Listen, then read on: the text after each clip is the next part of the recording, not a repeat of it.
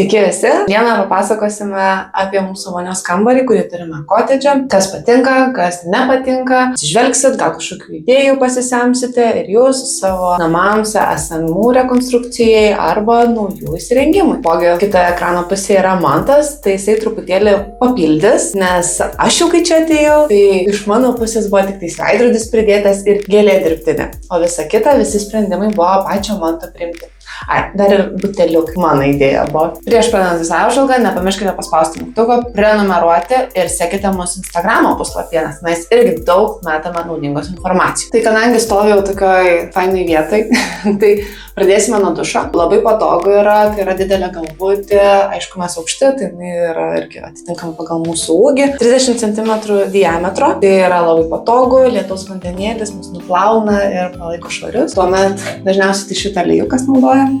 Nesprausiame ją. Galbūt tas, kad dušas yra labai gerai jauniems aktyviems žmonėms, greitai ateini nusiprausia, bet kai turi vaiką, tai vonios pasilgsti, nes norisi ir vaikučiui pasitiškenti ir neturi tos galimybės. Tai lieka tik tais toks malonumas vaikui mūsų, kad pasenelius vonia išsima. Kitas dalykas, labai fainai sprendimas yra padarytas Manto šitą sienelę ir kad jinai neužsidaro, tai tada išlaikoma yra erdvė. Ir, aišku, vandens papuola ant grindų, bet nėra sudėtinga jas išvalyti ir taipogi yra šildomo grindys, tai greitai ir išdžiūna. Prie sienos pailgas trapas, labai geras sprendimas ir vizualiai labai gražiai estetiškai susižiūri. Kitas dalykas irgi čia galbūt esu pastebėjusi, kad pažįstami, kas dabar įsirenginėja, tai jeigu plyteles įsidėjo ir po to nori stiklą, susiduria biškį su problema, kad tenka arba plytelę išdaužyti ir dėti naujai, arba ant viršaus dedasi, o čia yra suleista. Jo, čia profilis įleistas prieš dedant plytelės buvo. Tada gražus toksai vizualinis yra sprendimas, kuris nėra labai išryškintas. Jo, ir nebuvo baisu, kad vamzdį pargręžė ar kažką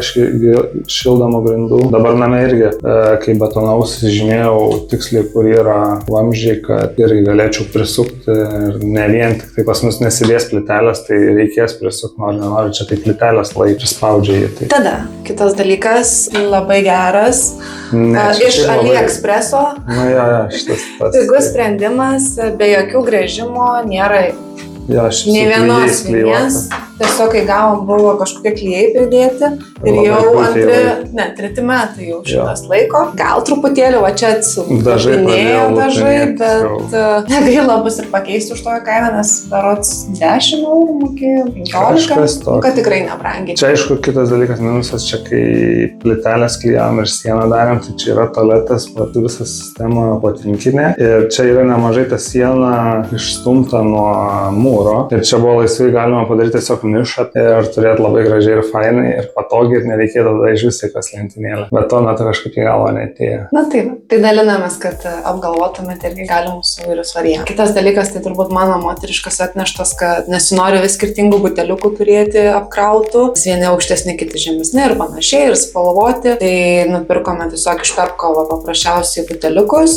Nėra užrašų, tai galite galvoti, kad galima sumaišyti, tai kur tas dušo želė, kur šampūnas. Tai nelabai susimaišo, nes yra mano, yra Manto, dušo želė yra. Tai išskyrėme buteliukų formas, išskyrėm spalvas, o eiliškumą palikome taip, kad pirmiau naudoju šampūną, po to kondicionierių, pas Mantą taipogi rankšluostukam, aišku, vieta yra pasikabinti. Rekomenduoju Zara rankšluosčius, labai labai malonus, dideli ir patogus. Plytelės pačius irgi, pas Mantą pasirinkimas iriso plytelės pirkai, taip? Irisą, tai ne iriso pačiu, bet matosi visai gerai tekstūra.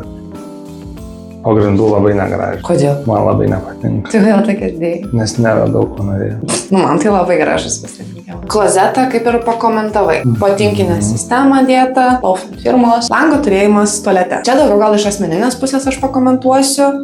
Man asmeniškai nelabai yra priimtina, nes ir šituo atveju dabar tik tais esu atidariusi žaliuzes, nes didžiąją laiko dalį jos būna šitaip. Kodėl? Todėl, nes gal kaimynai mato, ką darai, po dušą, jeigu eisi, tai tikrai matys, na, jeigu tualetą dar eini, tai nelabai gal ir mato, bet vis tiek, man tai iš viso paranoja, man dar didesnė paranoja. Todėl name nebus nei vieno tualete lango. Žinoma, galima klijuoti kažkokias plėveles, ten, kur iš kitos pusės veidrodinė būtų, arba užtamsinta, arba matinė, bet tokiu atveju tada man praranda iš viso visą prasmę lango turėjimas. Vienintelis pliusas, kodėl suprantu, kad langas yra gerai, tai atsidaryti nebent jau labai daug drėgmės prisikupia. Bet jeigu drėgmės yra pakankamai daug, tai įsijungia mūsų draugas Kata, kuris yra... Ventiliatorius, iš nėra čia rekuperacijos dar, nes čia B klasė ir šitas ventiliatorius turi funkciją, kad nuo nustatytos drėgmės lygio pasiekus įsijungia. Įjungs man tas šviesą. Nežinau, jums girdisi ar nesigirdi, bet įjungus šviesą iš karto ūžia. Ir garsiai ūžia. Dieną, tai jau būni prabudęs, tai viskas kaip ir gerai, bet kai būni ryte arba naktį, tai mes net nejungiam, nes labai dirgina tas garsas ir tikrai sukelia irzulį iš pačio ryto. Galima pasidaryti taip, kad atskirai jisai įsijungtų. Man tas padaręs, kad jisai įsijungia su apšvietimu. Tai name pasakiau, kad vienareikšmiškai tą dalyką nebus. Tai name rekuperacija tas nebus įjungi išjungi. Tai tikiuosi, nebus taip garsiai. Jokio garso, visiškai maksimum įjungus, jau bandžiau. Jauni? Ja, jokio garselio. Dar čia ką pakomentuoti noriu, tai kad labai gražus pas man tai irgi sprendimas buvo palangę daryti ne baltą standartiškai, o tikro medžio uosio palangę, kur yra tamsus akcentas ir gražiai paryškinantis visą vonę ir tinkantis prie juodai balto spalvų derinio. Irgi labai modernus sprendimas, yra padarytas kabantis spintelė, be jokių kojelių, kaip matote, nėra apačioje. Stalčiai yra tikrai pakankami, 25 cm aukščio, tai tikrai patogus, erdvus, viskas telpa.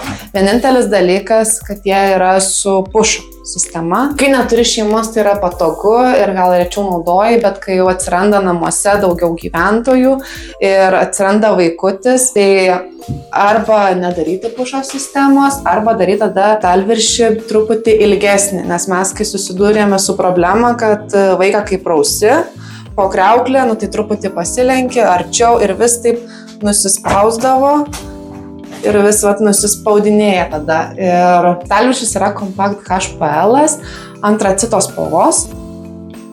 Kriauklė įmontuota ant viršaus, įleista labai gražiai. Aišku, pradeda čia truputėlį tos... Nemoki plauti, tu nemeluos. Nu, gerai. Nesiginčiusi šitoje. Ir kranas yra irgi priderintas prie dušo ir prie klozeto mygtuko. Spalvos, taip. Viskas tarpusavėje harmoningai dera. Patogu, kad yra apgalvotos rozetės, tai feną, tiesintuvą galiu įsidėti. Veidrodis, mano pasirinkimas jau buvo, ko išreikalavau iš Manto. Nesakiau kitą atveju. Aš tai turėjom tokį veidrodį. Su tokiu veidrodžiu sakė man gyventi, tai nepasirašiau. Buvo viena iš sąlygų, kad ateisiu gyventi tik tuomet, kai turėsi veidrodį. Ir mes turim veidrodį. Tai 80 diametro veidrodis. Labai patogus, dažantis, tiesinantis plaukus, gražinantis ir panašiai. Šiaip čia buvo pravesta laidai, tai būtų galima kokį šildymo kilimėlį pasijungti čia nesunkiai, arba apšvietimą norint, bet kažkaip, be šito gyvenam. Bet iš tikrųjų tai tikrai reikalingas daiktas bus šildymo kilimėlį, tikrai rekomenduočiau. Mes šildymo kilimėlius tikrai dėsime. Mes tai visur, jo. Ir kai kuriuose darysim apšvietimą. Čia irgi šį būtume dėję apšvietimą.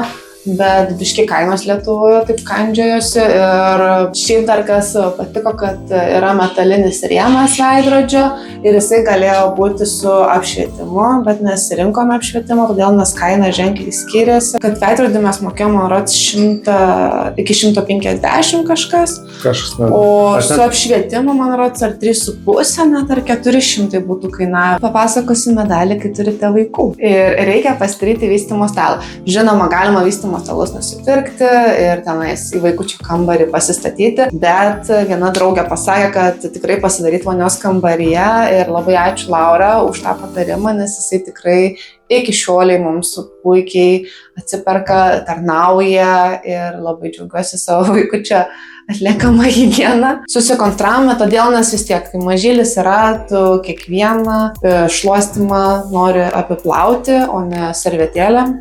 Bent jau mes nesirenkame servetėlį apvalymo, tai mes visą laiką plauname po kranu, patekančiu vandeniu. Ir reikėjo sugalvoti, kaipgi padaryti čia vietą vystymo stalui, todėl nes spintelė buvo nepakankama. Tai Neringa sugalvojo, kad reikia nupirkti plokštę iš depo ir trūko kojų, 2. Gal labai šiaip niekur neradom gerų reguliuojamų kojų tokio aukščio, bet IKEA labai daug reguliuojasi, labai geras šį kojas ir labai nebrangias. Gal ten kokie 8 eurų ir kažkas tauta vieną koją ir mums reikėjo 2 ten galenės. Tikrai ženkliai pigiau, nes kiek žemė Ermitažuose senukose depo. Man atrodo, matosi, kokia čia ta koja. Va, slikodas. Reklama Tai va. reikės. Nu, bet šitą koja labai gerai. Ir aišku, stalčiai tai jau užpildyti tėvelių visokiais reikmenimis, o vaikučio yra tikrai irgi nemažai, tai čia toks laikinas sprendimas, o tokia paprasta pigia spintelė nusipirkome, kur ir vystiklams, palutėms, rūbeliams ir dar papildomiems dalykėliams pasidėti. Tai čia galės keliauti į namą arba dovanų kampurską. Dar ką Mantas yra gerai padaręs ir apgalvojęs, tenais toliau žemiau yra irgi rozetė padaryta, tai jeigu reikės, kad gyvatukas čia būtų, nes iš tiesų gyvatuką irgi reikia, nepamirškite namuose gyvatuko turėti. Rankšluosčiai taip greitai neišdžiūna ir tada arba tu labai dažnai keiti rankšluosčius, arba būni su drėgnais, dėl higienos man atrodo yra daug geriau. Ir kitas sprendimas, tai kad Mantui mes vonios kambarį dažniausiai dedame skalatus ir kad reikia atrasti vietą, tai nupirko tokius kabliukus, kurie tiesiog ant durų. Lengvas sprendimas. Ką daryti, uždėti tokį paminkštinimą, kad nebraižytų durų ir ten reikėjo galiuką nupjauti, nes pagal mūsų duris nelabai tiko. Dar visose namuose Mantas yra padaręs šešėlinės siūlės lubose. Čia vaidamėsės plytelės ir visur buvo lubos daromos, kaip ir name darysim po to, kai plytelės suklijuotos. Ir tada labai gražiai su viršutinė plytelė sielą padarė, pilno dydžio plytelę palieki ir davedai lubas iki plytelės, taip pat gražiai, tiesiog lygiai su plytelė baigtis, ten gal koks centimetras žemiau lubos negu plytelės galas. Tada atrodo vizualiai, kad viskas iš pilnų plytelių sudėta nuo pat grindų iki lubų. Tikimės labai, kad šitas vaizdo įrašas padės jums įsirengti savo svajonių vonią ir linkime tada gražios dienos visiems.